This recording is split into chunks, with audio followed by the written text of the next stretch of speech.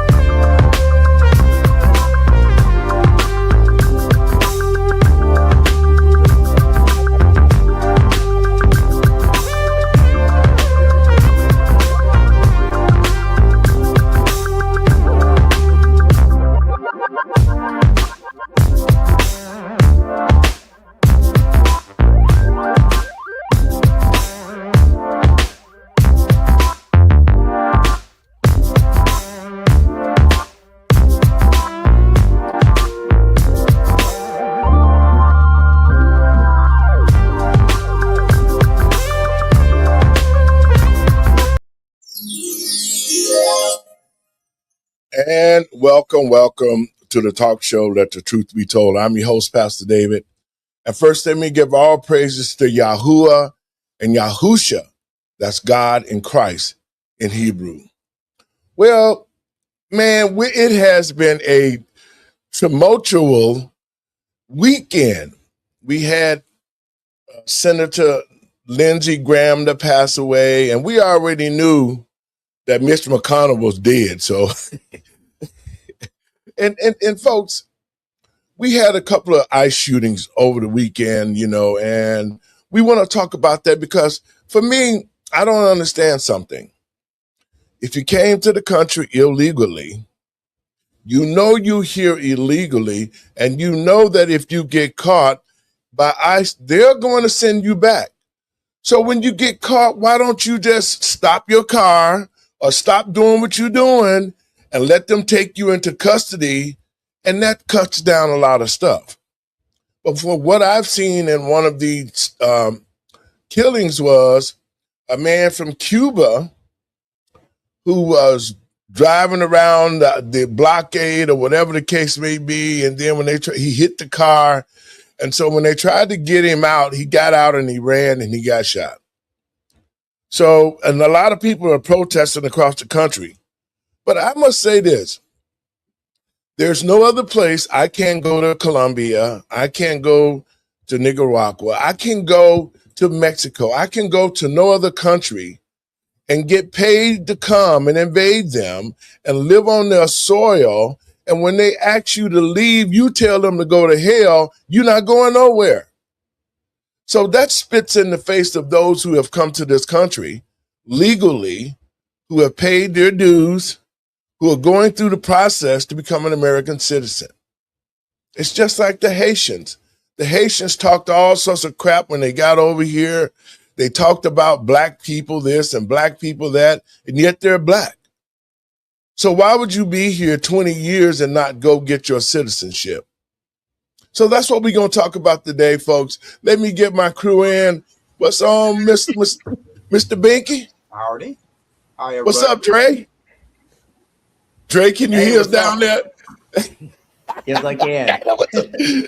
Dre, how's the new baby going? You done called a nap, didn't you? Oh gosh, no.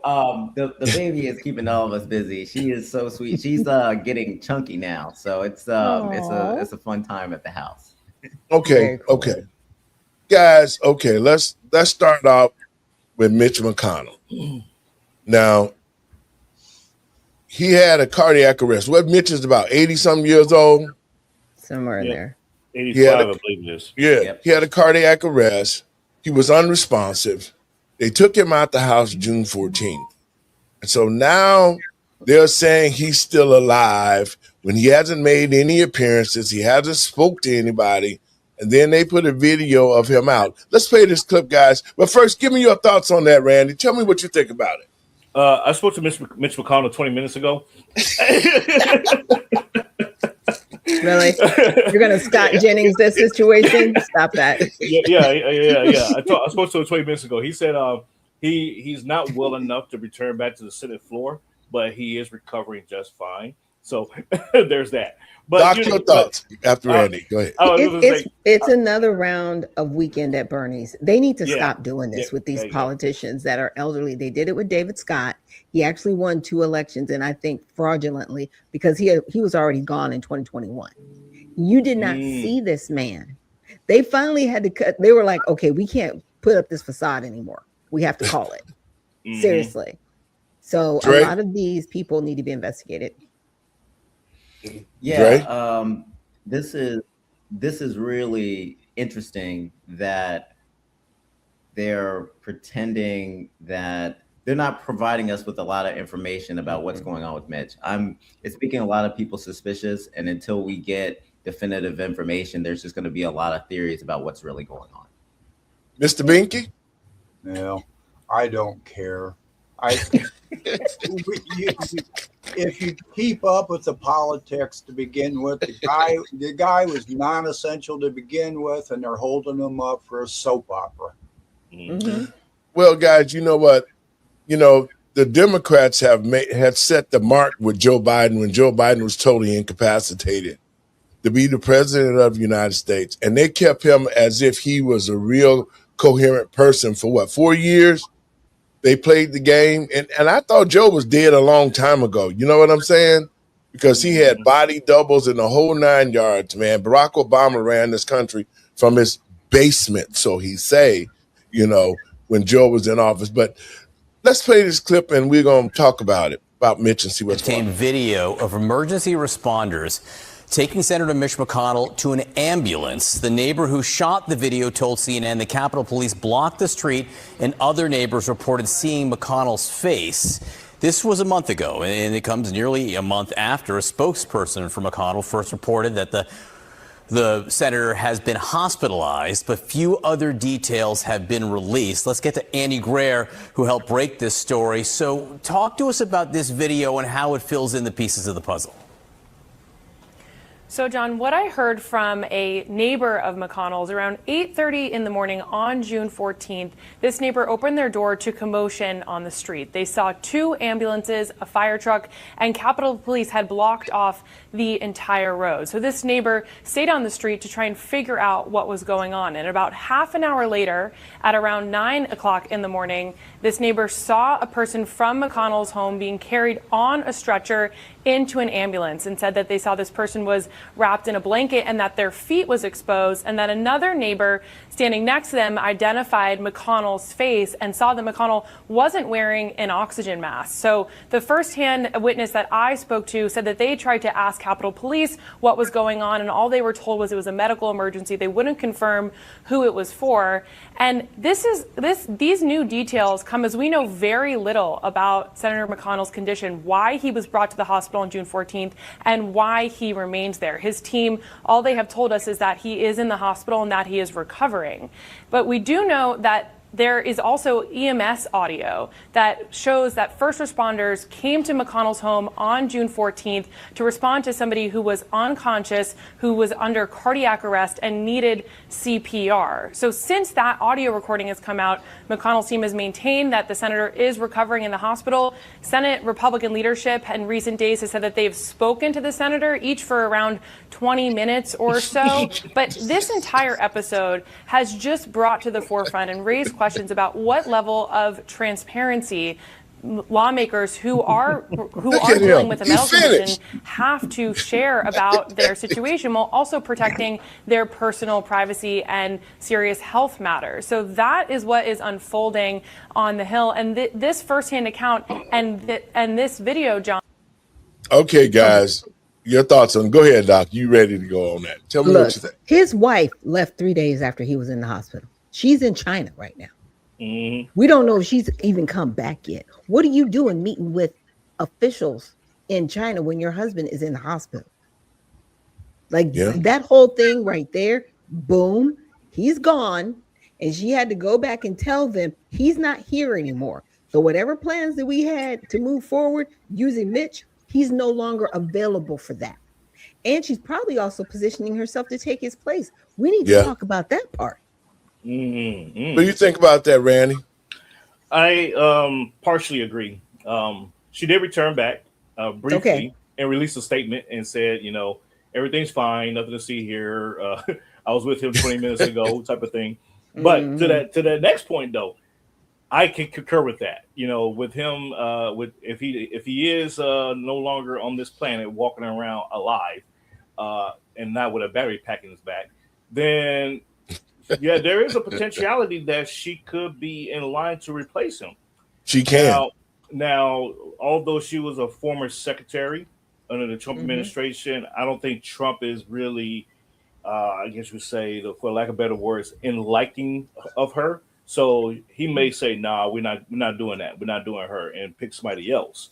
But that wouldn't be far fetched if they just need the votes and she's willing to toe the line to get what she wants from China, or for China rather. Then I can see that. I can actually see that happening. That was a good pickup there. What's your thoughts, Mr. Binky, on that? Again, it's just a big soap opera here. Oh, Bink, come on, man. Go ahead. Big over it. Big Not gonna over it. be He like, talking man, he like the hell The out guy, of this. the guy has not been. He ain't been around for a long time mentally. I mean, Yeah. is this country going to stop evolving because he's ill or he's gone? Or I mean, that's it's just like not having a president. We can survive without a president too. I mean, it's a soap opera. It's to keep us distracted on. Well, I take that back. They did pass a bill about freezing the time to keep it on one time standard now. Oh, the daylight savings. I mean, we got something done. Mickey does not care about Mitch McConnell. Okay, he doesn't care at all. I don't care. Yes. Trey. I don't care. Yeah. Well, 20 minutes or so doesn't put a lot of confidence in the American people. They need a real press conference. They need a statement from him. They need to know his real condition so that we can get back to business as usual, or do this new election that needs to be done in the time that needs to be done. Because with 2 senators out and a slim majority, that can spell trouble for conservatives. Yeah. Well, guys, Lindsey Graham passed, and first of all, what was you doing in Russia? I mean, what was this business in Russia? And the fact of the matter is, you went over there and you partied with Zelensky, and Zelensky is the big old homo boy. He liked it from the other way. And so listen, why would you deal with Zelensky when you knew when Joe Biden was in office, they treated the American citizens like crap? They did all sorts of underhanded things to our government with Joe Biden in office. Zelensky was walking around bold and brash and taking taxpayer dollars, giving it away over there, not concerning about the war, all the other stuff that they did. Why would you be dealing with a person that treated us so bad during the Biden administration? But this is what Trump had to say, guys. We're going to talk about this, then we're going to go to the meat of our conversation today. Trump is shooting down conspiracy theories today that Senator Lindsey Graham was assassinated. The wild reports were amplified when a team of FBI agents was spotted at Graham's house in D.C. Are you aware of why the FBI is looking into Senator Graham's death? I know there's all sorts of conspiracy theories going along, and I don't think the FBI is wasting their time if they're doing it. An autopsy found that Graham died Saturday night at his home from an aortic dissection, but some are convinced the senator, who had just returned from visiting a drone factory in Ukraine, was poisoned, perhaps by the Russians or his enemies in Iran, where he was depicted in this bullseye image. And it's not just Lindsey Graham. The ailing U.S. Senator Mitch McConnell is also the target of wild conspiracy theories after his office released a proof-of-life photo to combat persistent rumors that the senator is dead. Experts say the photo is definitely real, but the conspiracy theorists refuse to believe it. It shows McConnell very much alive in a hospital room with his wife Elaine Chao by his side. Notice a copy of Sunday's Washington Post in his lap. His hands Apparently, empty. there He's to dead. dispel claims that the photo is old. He says he has a mild case of pneumonia, but his political adversaries are not convinced. This is such BS, says right-wing Trump ally Laura Loomer. The late-night comics are also piling on. Nothing says perfect health like having someone hold you up when you're already sitting. After that, of course, Mitch and his wife released even more photos. Here they are at Disney riding Splash Mountain. Jimmy Kimmel photoshopped himself onto the photo. For those who've been asking, I'm feeling great, he wrote. We had AI expert Matthew Stamm examine the image. What we found is that there is not evidence that this is AI generated. All right, guys. No, give me your, it's fine if you got thoughts. a Stop. photo, Go ahead. but it's not time stamped and dated. Okay, it could have been with many of your other episodes because he had been in the hospital 4 times prior to that.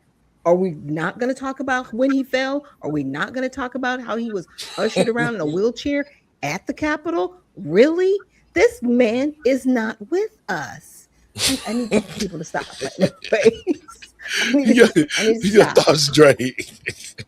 What you think, Dre? You think he's still with us or what?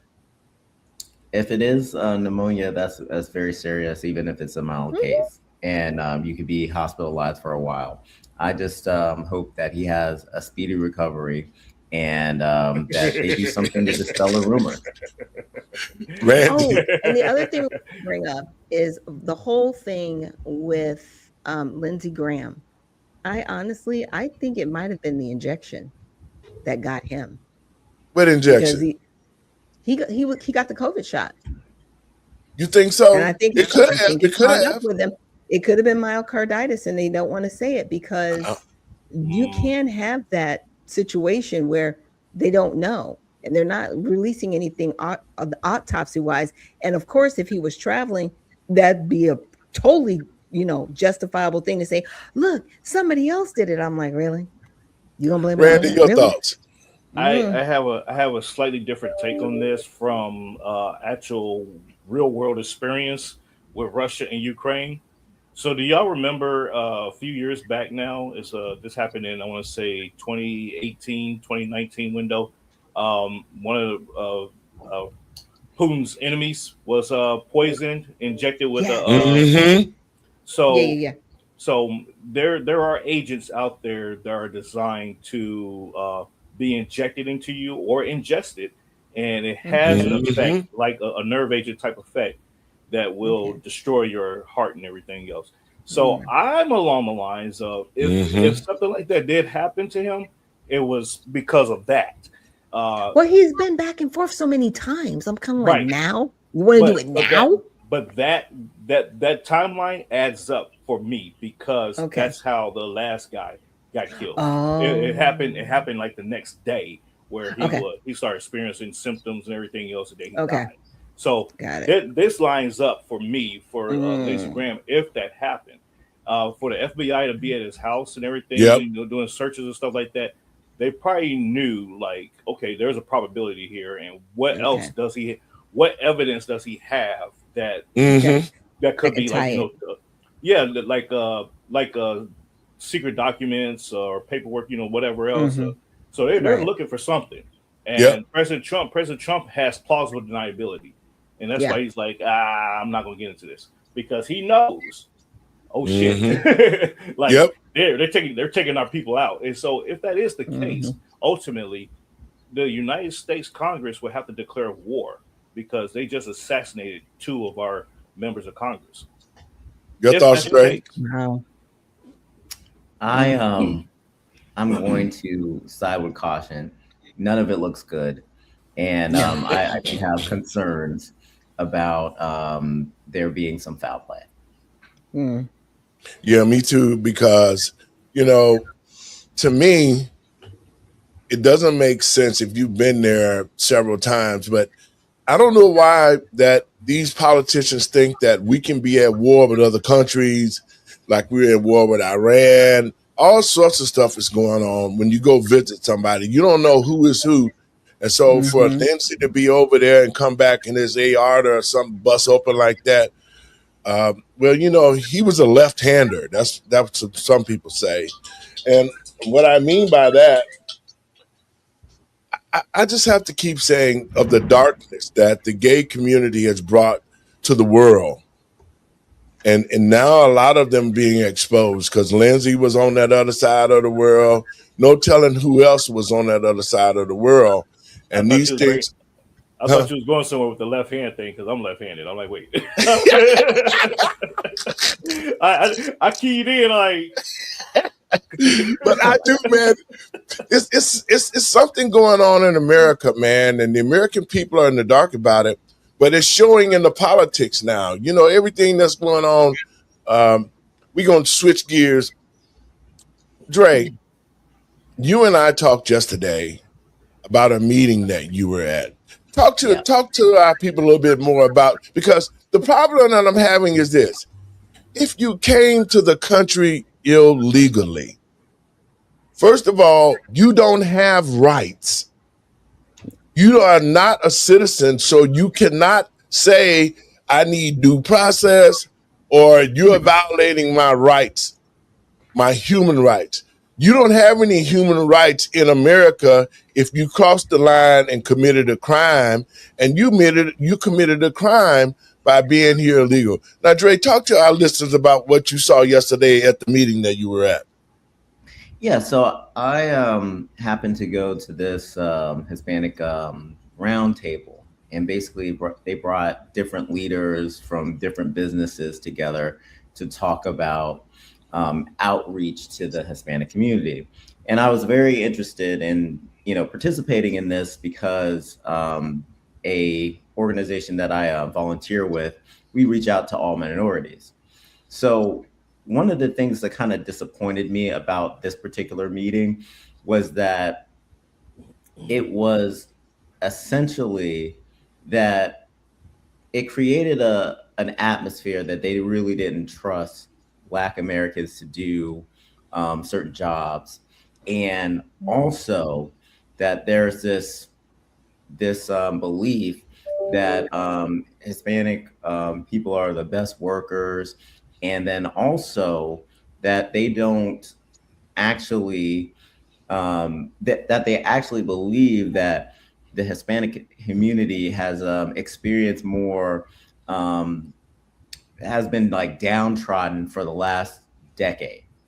And people just know what their knowers that that's true, but they don't have the numbers to back that up. So I kind of wanted to discuss like why that is not true, and why that the Black community really has a PR problem, because there are sentiments that we are not good workers. There's a sentiment that that we are some sort of trouble when it comes to work or just being in an area with other people.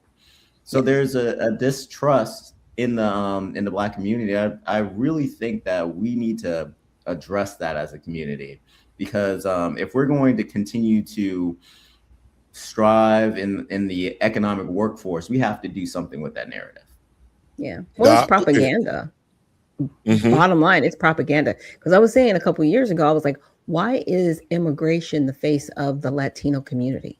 There are tons of people that are here illegally from all over the world, but they continue to focus on this particular demographic to create basically some sort of, I don't want to call it a sob story, but they do. They say, oh, these people are economically disadvantaged and they need more advantages. While at the same time, you disregard the Black community and say, well, you're just lazy. No, we're not lazy. You're just blocking us from opportunities. Have you given them to us, we would be further along than we are now. you keep giving the opportunities to other people. I mean, there are times even at the local level that a Black person applying for a business license won't get it, or there's other stipulations that have to be met in order to get that business license, where you will give somebody who can't even speak English a business license and a loan and a food truck and a restaurant and a And a house.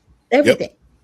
Okay, so it is not us. We don't have the problem. It's a propaganda problem. Now, the way you combat that is with straight stories. So we really have to leverage the media that we already have and just start putting out the narrative. But some things just aren't true. I'm not saying that Hispanic people don't work hard, but Black people aren't lazy. Randy?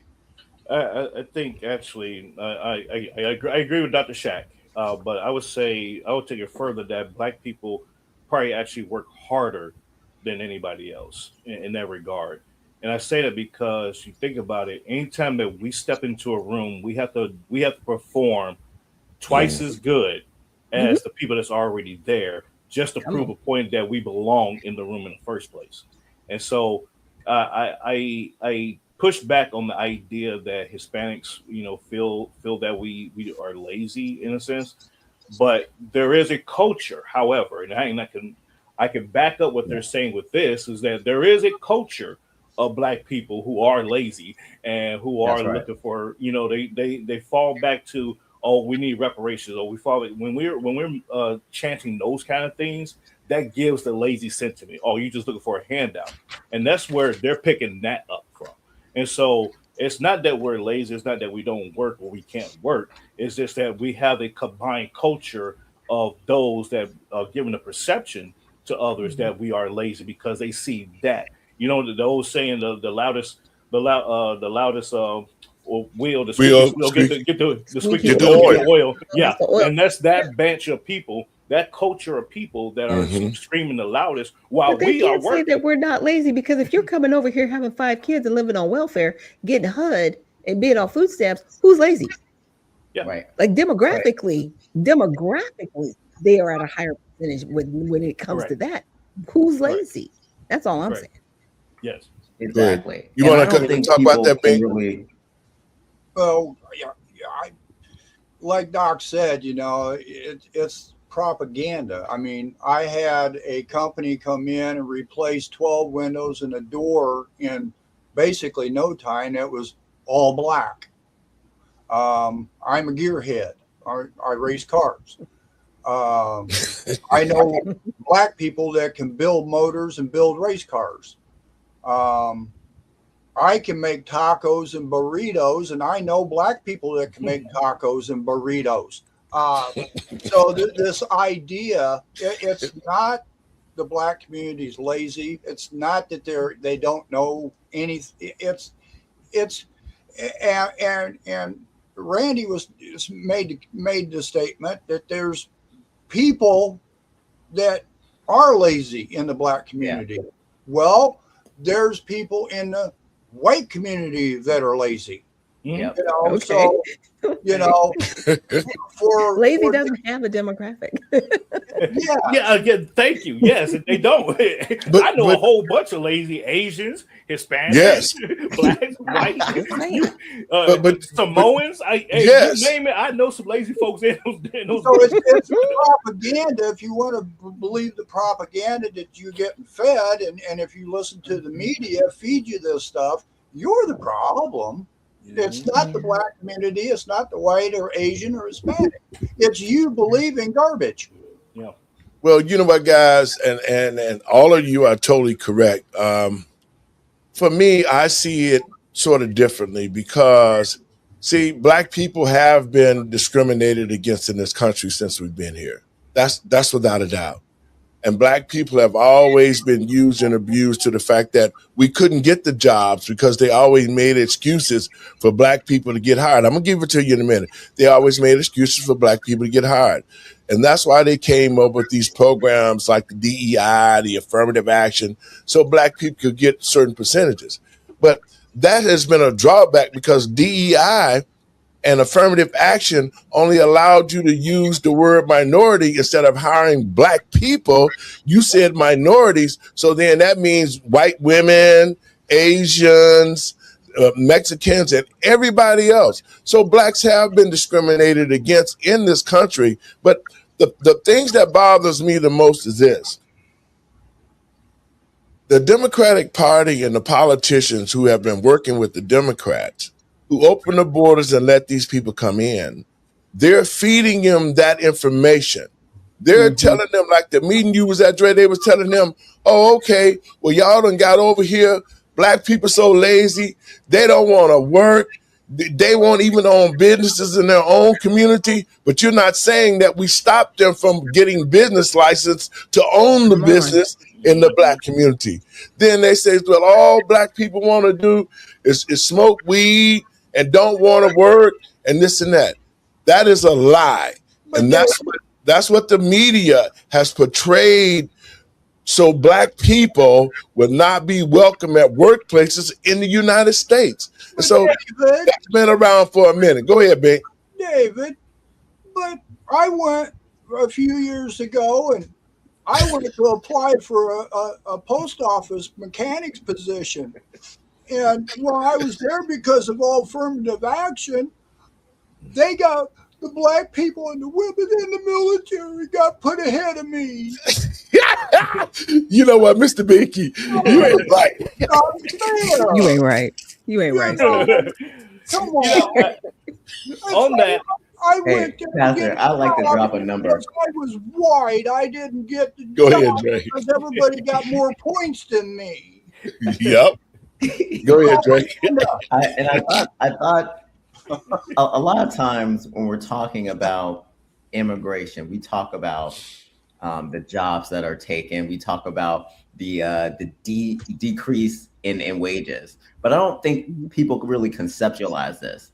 So essentially, in 2014, I'll give you guys some 2014 numbers. They're probably higher or lower now, but in 2014, the median weekly paycheck of a foreign-born worker was around $664. So what does that mean?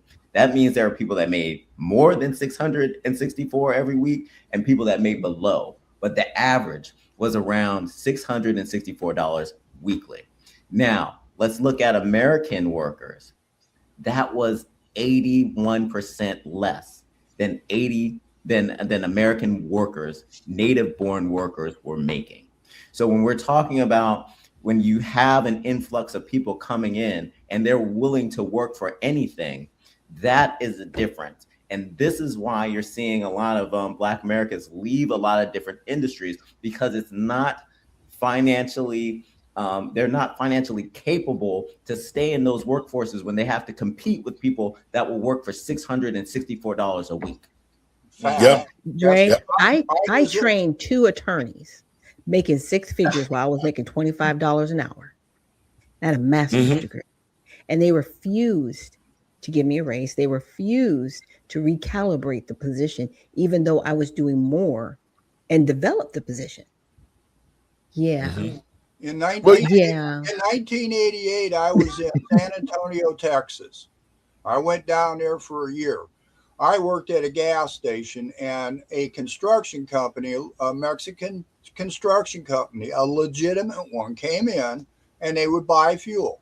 And their biggest complaint said, the guy that ran the company, his biggest complaint was illegals coming over here and undercutting them. Yeah. And he said, I will be the first one to turn their butts in. Yeah. This was in 1988. Yeah. Okay, But, we don't talk about that. I can actually, because I'm here in Texas and cover San Antonio and the Rio Grande Valley areas under my district. And you're absolutely right. You know, the companies, the Hispanic companies that are here, and the Hispanic workers that are legally here and everything else, that's their chief complaint. They're like, yeah, my cousin Paco, he came over, illegally, and he's making more money than me because he doesn't really pay any taxes. He does, he doesn't have this, and he's getting all these benefits from the Biden administration and everything else. And so it's like, yes, there is that, that thing that's going on. And we don't want to talk about it publicly or expose that the idea that there are a lot of illegal immigrants that are running legitimate companies undercutting the American business. Exactly. There's a lot of them. And it's mind blowing. It's mind blowing that they're getting away with it. It's mind blowing. It really is.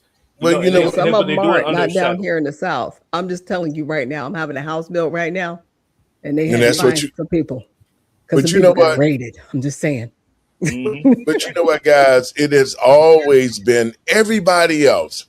When they brought the Mexicans over here, the Mexicans took a page out of the Black community's playbook on how to fight and stand up for your rights. Because of all the things Black people, the marches, Dr. King, Jesse Nem, Al, all of them, NAACP, when Black people was coming back in the day, they all they considered was, well, we gonna march, we gonna do this, we gonna do that. That was failed. All of it was failed because it didn't progress or put us in a better situation.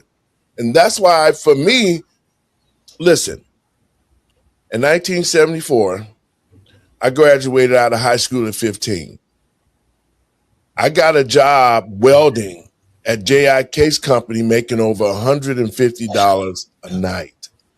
I worked that job long enough to save enough money to buy a restaurant business of my own. And that's where Black people are failing at. If we get a job, we want to be there for life. And you can be used and abused during that time just to keep the job. So a lot of people, and especially Black contractors, are getting a bad name because just like now, every Hispanic that comes to America get a lawn care service. They get them a couple of lawnmowers, they get them a truck, and they start their own business cutting grass. They ain't paying no taxes, and everybody accept them, even other Black people. But there's Black contractors who cut grass who can't even get none of the contracts that they're giving to these people, and these people are making money. They're on welfare. They're getting food stamped. They're getting the house vouchers. They're not paying taxes. Well, hell, you could come up like a fat rat if you was getting all this assistance and not having to pay for anything. Your thoughts, Dre? Yeah, and here's the problem, because we just had the birthright citizenship ruling as of late, and essentially it didn't go the way that most people wanted it.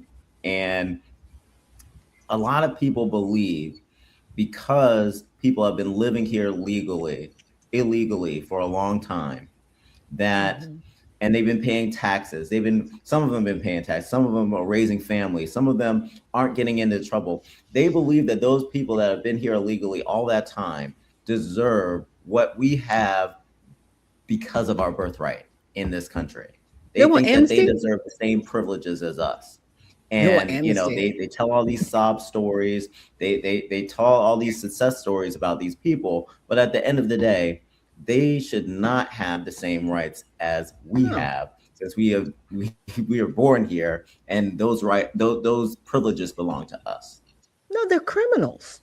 Why do we keep coddling sin like this? They are straight up criminals. You broke the law, and you've broken the law for decades, and then I'm supposed to feel sorry for you? I'm sorry. No, you are a habitual lawbreaker.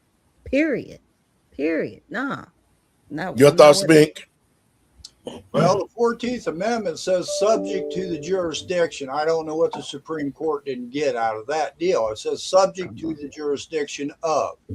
Well, when your parents are not citizens, you're not subject. We went through this. Right. As Andre was talking about, people in businesses, that paying taxes and that. Here's my solution to a lot of the problems. If you control the purse of the government, you control the government. And if we abolish the 16th Amendment and people understand that when they work, that's not income, that's compensation. Come on. And when you are being compensated for your labor, our founding fathers were very, very much against that. And then thus they created the 16th Amendment that say income. And when we go to a job, what do you fill out papers for? Income. Exactly. Let's get rid of the 16th Amendment. Let's put the curtailment on government by controlling their purse. Yes. Then we go in there and we start controlling what powers they've got under Article 1, Section 8. All these agencies, EPA, FDA, all these agencies are costing us. Yeah. If we enforce the Constitution on these wars and stuff, it won't cost us $1 billion a day to attack Iran. All that money being spent on these wars, endless wars, is coming out of our pocket. Until we stop having to pay for this stuff, we're not going to have this money to spend for our needs. You know, almost 70%, if you add up your state taxes and your federal taxes and your property taxes and blah, blah, blah, you're going to be paying out almost 70% of your hard work money in a tax. So until we go on another tax revolution like we did in 1775, with the T-tax. Yeah. You're going to find the Stamp Act. Yeah. Bink, I love you for bringing that up, sir. I do. Because I want to say it was last week now, I wrote an article on my Substack, ladies and gentlemen, R. Perm on Substack or Permanent Associates, however you want to find it. You can find it on Substack. I wrote an article talking about the abolishment of repealing the 16th Amendment.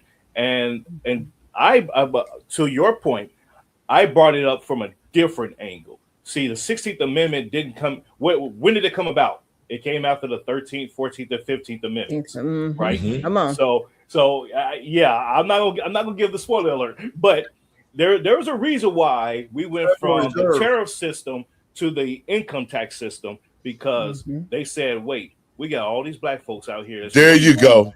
They free now, and they're making all this money now. We gotta tax that ass, because and what it look like we taxing our fellow white citizens that's over in Europe and everything else helping us out, and they scot free. We ain't doing that. And so that's the origin story of the 16th Amendment. If the people would understand prior to the 16th Amendment and the Federal Reserve, and all that, they would understand that it was the mom and pops, the small people that created the restaurants. They created the grocery stores. We bartered with each other. We traded stuff.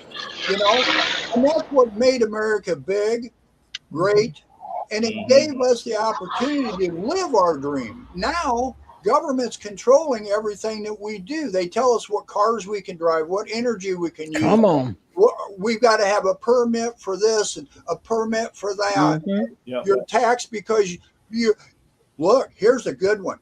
You're taxed because you're doing something with your life and you're making something of your life. So now they want to tax that. Yep. Right. Productivity tax. Yeah. They'll know better than King George. So it's just taking multiple forms. And to the next point I want to make real quick on that, the tax system, it's if we have the capability to send billions of dollars around the world to over 100 countries so they can stimulate their economy. Well, yes. Damn it, we're probably overtaxed then, because why are we able to send all that money around the world and we can't even take care of our own crap? You need to send that list. But you know what? Welcome, Kirsten, to the show. Hey, Kirsten, how you doing? Welcome back. Kirsten. I should open the front door and have homeless people walking around when we can send billions of dollars overseas. It makes sense. The thing that bothers me the most is, okay, so you made the 13th, 14th, 15th Amendment. So you're saying that black citizens on the 14th Amendment they're legal. We're going to make sure that black people are naturalized so that they can be American citizens. All right. The 8th Amendment did that already, David. Yeah, but at the same time, the point that I'm making is when you created the income tax, you said that you're going to make money off of them no matter what. If they're going to be here, they're going to pay taxes just like everybody else.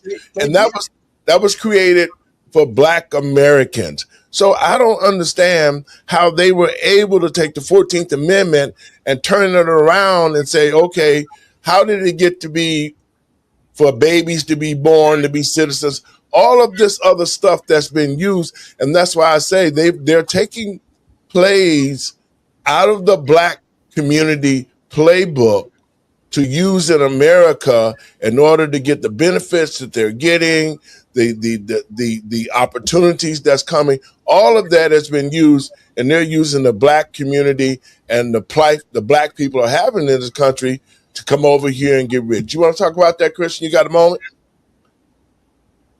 Hey? Yeah, you. I just want to remind people that taxes are voluntary. So maybe we should all stop paying into our taxes, considering we have no control over where the money goes.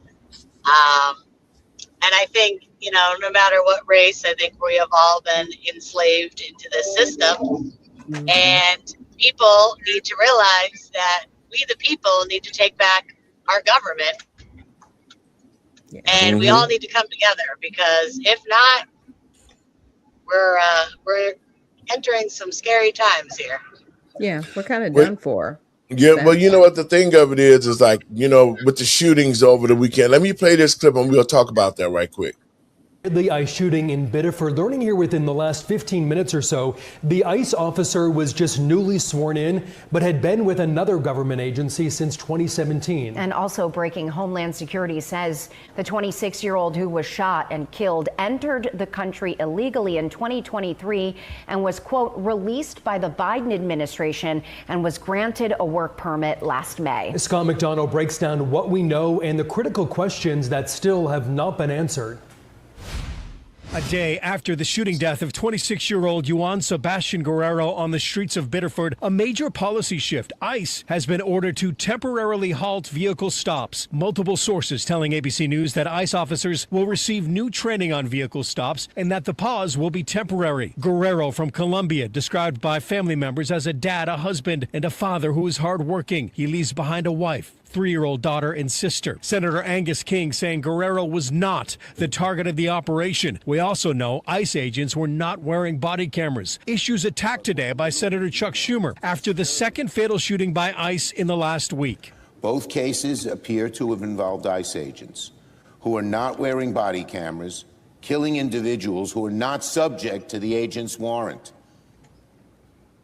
Why were these two people shot at and killed? ICE agents say they were carrying out a targeted surveillance of the last known address of an undocumented immigrant and then said an immigrant left that home in a car. ICE agents saying they tried to stop the car and claim when it tried to flee, an officer fired, fearing for public safety. Congressman Jared Golden saying the independent DHS Office of the Inspector General and the FBI are investigating. The Maine Attorney General's office also investigating this shooting death. Golden saying, quote, Mainers are understandably scared and shocked by this painful loss of life. My heart goes out to those who are hurting, and I urge Mainers to take care of one another and stay safe.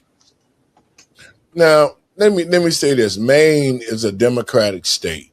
Yes. And they have been doing all the dirty deeds that they can to protect the illegals who are here illegally. That's what they seem to forget. But it's the Democrats, like they said under Joe Biden, they opened the borders. Everybody came in, and now they're here illegally, and they're fighting like hell to stay in this country and act like they were born here. Your thoughts, Randy? I would say, in these both of these unfortunate situations, they identified somebody that was here illegally, seen them coming out of the house. Let them go. Let them speed off.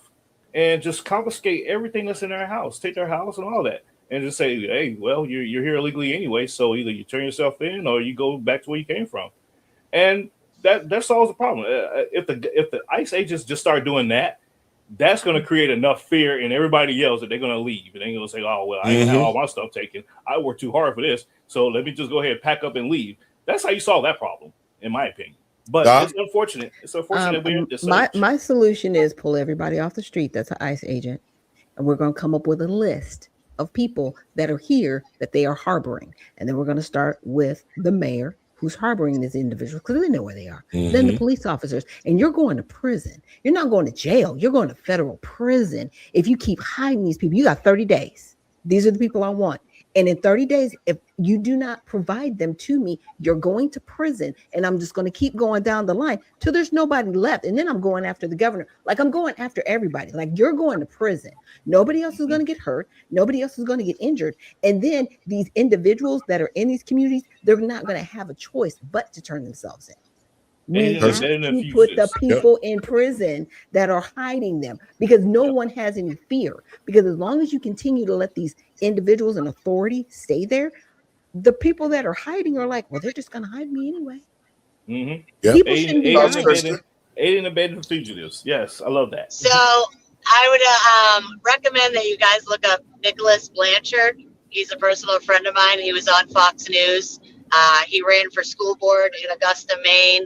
He has had a member of the school board put a restraining order on him and keeps showing up at his work and trying to get him violated. He has the cops at his house on a weekly basis just for standing up. And he went and protested pro-ICE after that shooting. And he was getting assaulted on camera, left and right. And, you know, the issue is you don't see the right out there assaulting people and doing all this craziness. And these people are not getting arrested. I mean, it's on video of them assaulting people. And it's like, you know, that's what frustrated me about, you know, Trump's speech was in this country, we have equal justice. No, we don't. We have a two-tier system. The DOJ is still corrupt. And, you know, it's always the right that's being punished and attacked and doxxed. And it's absolutely disgusting. And if we don't get a grip on this, it's going to force the American people to start taking it into their own hands. Yeah, Mr. the Binky? governors and these mayors need to go to prison. It's like what Kirsten said. There's two sets of rules here. We've got mayors and governors that refuse to uphold their oath and the laws of the federal government with immigration. And I'm glad Kirsten brought that up because you remember the judge up in Wisconsin there. Yes. Well, here's that got no punishment. No punishment. No, just a fine. Just a $5,000 fine. $5,000 fine. Mm-hmm. And the federal judge said that the $5,000 fine was fitting for a few minutes of misconduct by a person who's dedicated her life to helping the poor. That federal judge needs gone. She committed a federal crime on camera. She made an excuse. That federal judge did not apply justice where it should have been. And she should be removed from the bench for misconduct right now. She's prejudiced, she's tainted, and she has no business up there. When you come up with an excuse of saying $5,000 fines for appropriate because of her dedication to helping the poor, that's illegal poor. Yeah.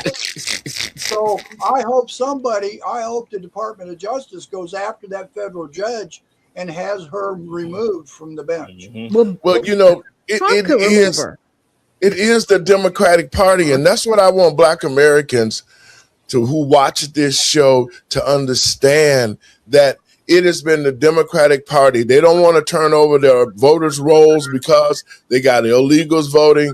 They don't want to turn over their welfare and ADC, the food stamp program. They feeding them money. I mean, it's the Democratic states who have cast a war against the American people. And I'm telling people, especially Black Americans, don't get caught up with the foolishness that we see, because the Democrats does not even have no type of plan to make America better. Now, the Republicans are doing what they're doing, but they're trying to hold the structure on what this country was built on. And so I don't want Black people running up there, and there's so many of them are. They're going to be going to the polls talking about, we hate Trump. We can't stand Trump. but he's still making this country a better place to be than it was under the Biden administration. What do you think about that, Randy?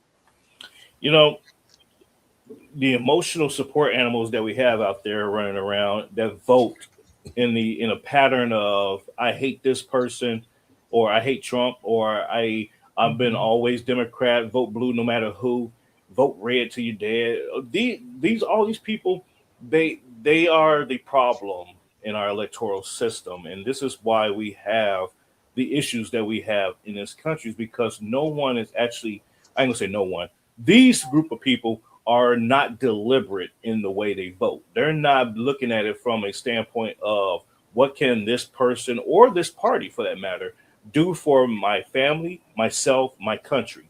They look at it as, I don't care who it is, as long as they're a Democrat, or I don't care who it is, as long as they're a Republican.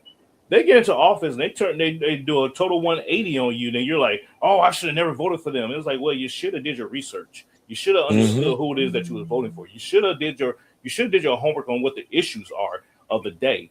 And we don't do that anymore as a society. And this is why we are in the mess that we are in right now. And so to that point, Pastor, I would say, we're doomed because it's not going to change anytime soon.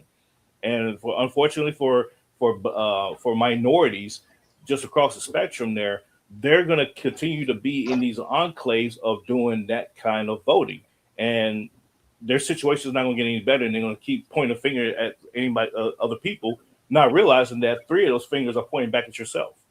Kirsten? Well, I'm going to be honest with you. Most of the Republicans are extremely weak. They are. Yep. And, coming up with this midterms, to be honest, it's quite alarming. I feel like a lot of them fill you full of shit, throw you overboard.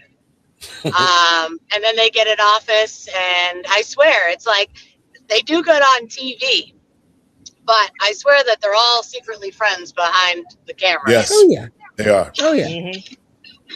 It's sad. It is sad, to Kristen's point, because even when I visited South Bend, I was like, where's the Republican Party? You wouldn't even know they existed unless you asked. And then people are like, well, they're over there. I'm like, over there doing what? Nothing. Like, what is going on? It's truly sad. Again, well, think about it. I came up with the Redemption Party. Go ahead. They're pretty spineless, right? We can't even give people clemency and justice for wrongdoing with the government because they're too worried about the midterms. So the reality is, just like most of the Republicans, even Lindsey Graham and all of them, they wanted to shoot us, the J6ers. So it's like, if you can't even get behind us and what the government did to us, you're just in it for money and power. And I'm sorry, but it's getting to a point where it's like you can't trust either party. Mm-hmm. Mr. Binky? It's a uniparty. Go ahead. As far as you might classify this as being a Trump hater or whatever, but I don't look at Trump as a person. I look at him as a politician now. Trump today is not what Trump was in 2016. Okay. Sure. And the thing that's going on right now with me is I'm going to critique what Trump's doing. He's not following the Constitution, for one. So he's got a negative from me on that aspect of it. The other aspect was Lindsey Graham. In 2016, Lindsey Graham was the dumbest politician on the earth and blah, blah, blah. And then now you hear Trump talking. He was a patriot. Yep. Now, come on.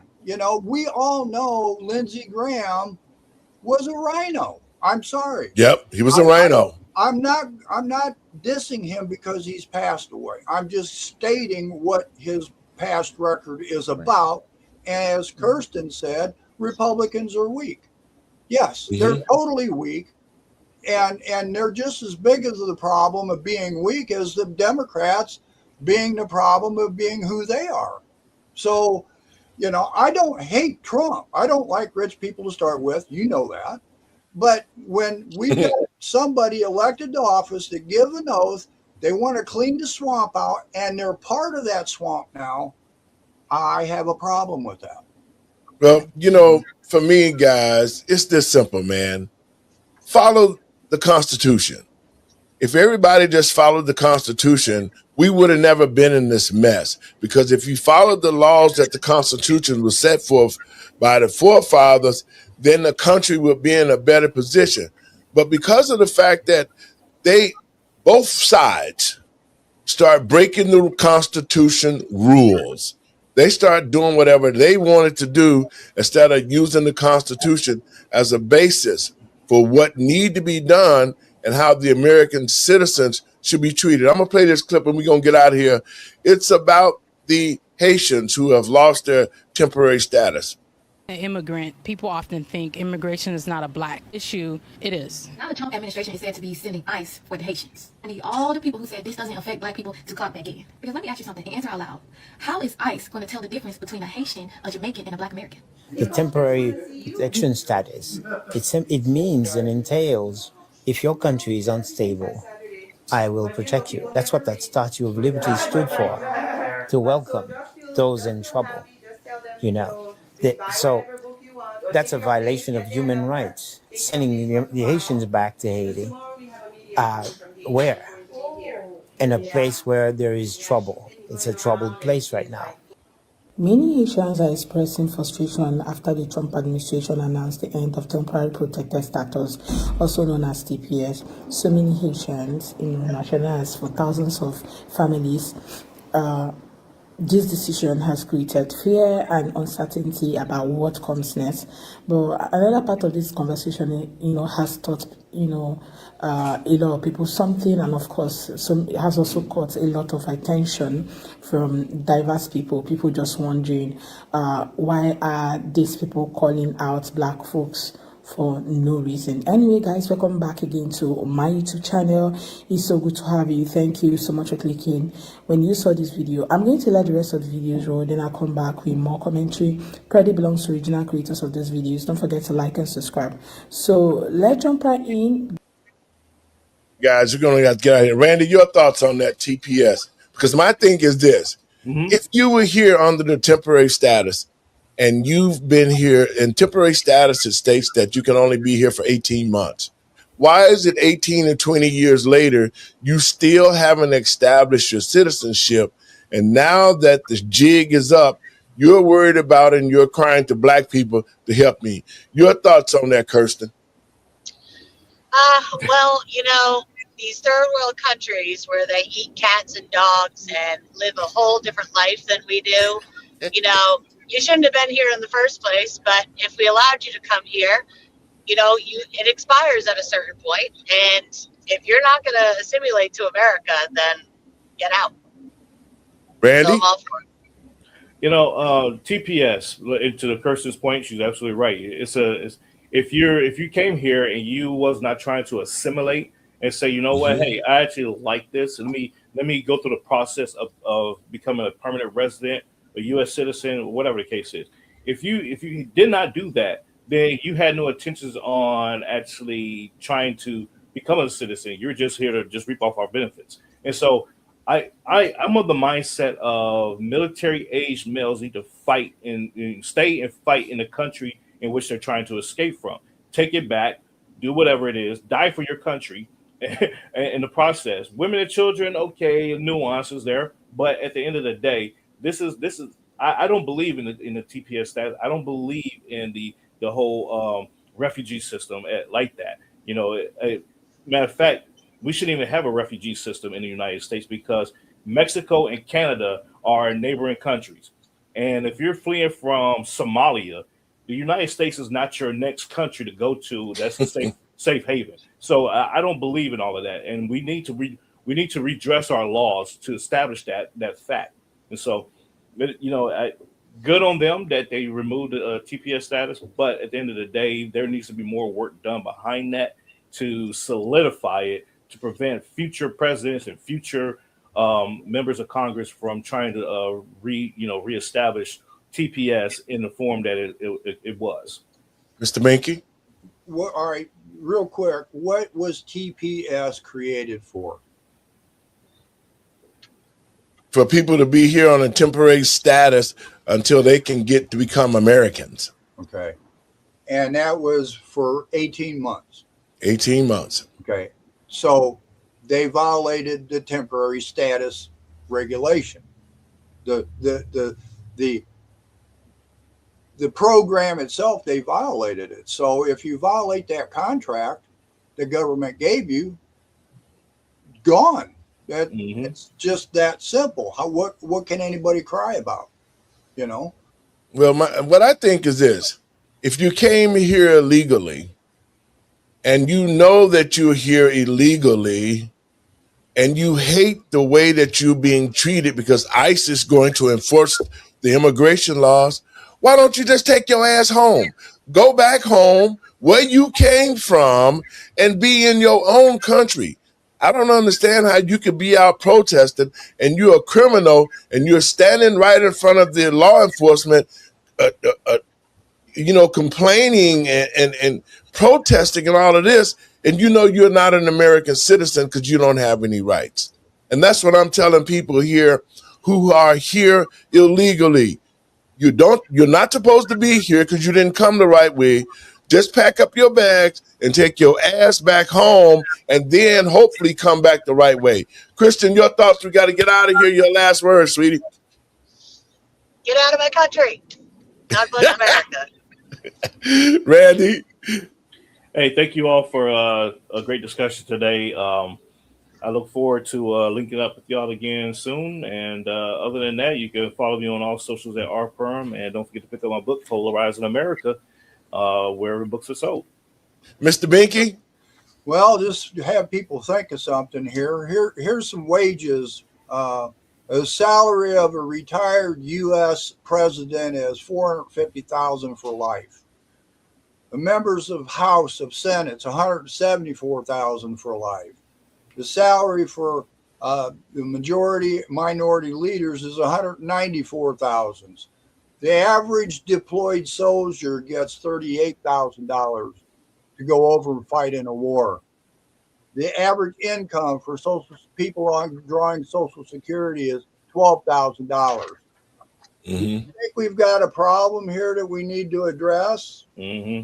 Start learning what government's supposed to be about. Go ahead, Kirsten. Also, check out my new website, patriot4truth.com. It's got all my social medias, and go look up Corn Pop on social media. He's out in Maine. Not Corn Pop. and you know what? And in saying that, we're still working on Miss Sarah Lynn Berry to get out of prison. We're hoping that we can continue to fight and stay on top of things.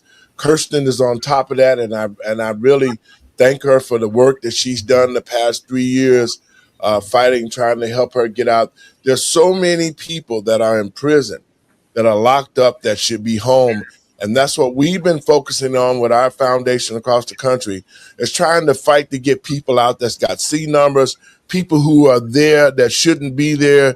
This fight is going to continue. And my big thing is, why haven't the politicians in America started to purge the justice system for all those people that are locked up that shouldn't be in prison, who have committed no crime or small crimes, and they're in there for a long time? So, Kristen, I want to thank you for the fight that we're putting up to get our people back home and safe. So blessings to you, and I'll see you guys next week. Safe travels, everybody. If I don't see you, have a great weekend, and we'll see y'all soon. Folks, I want to thank you for tuning in to the show. We must be vigilant in what we do. If we allow people to come to our country, then the American people should be first. We should not be last on the totem pole. Like Randy stated, we got people that's living still homelessly, and yet we got illegals here staying in 5-star hotels. That doesn't make sense. What happened to America when the American people should be first?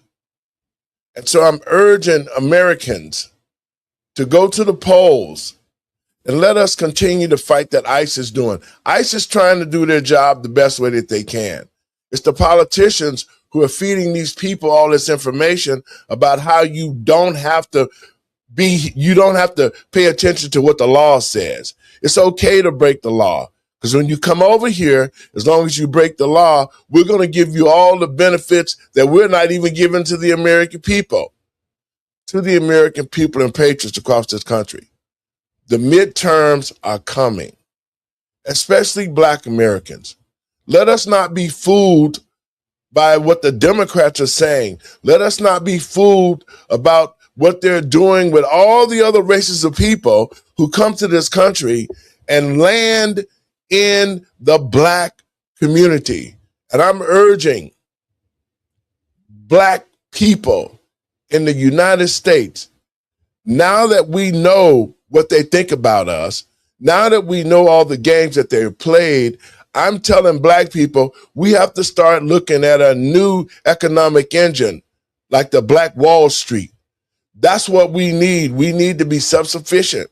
We need to start our own businesses. And now that the agents have lost all their juice in the Black community to do hair and nails, as the Black community should be coming together with entrepreneurs, we should be looking for all sorts of avenues to supply the services to Black Americans so that we don't have to worry about illegals cutting our grass. We don't have to worry about illegals selling us hair or other people from other countries who are in the Black community for the Black dollar.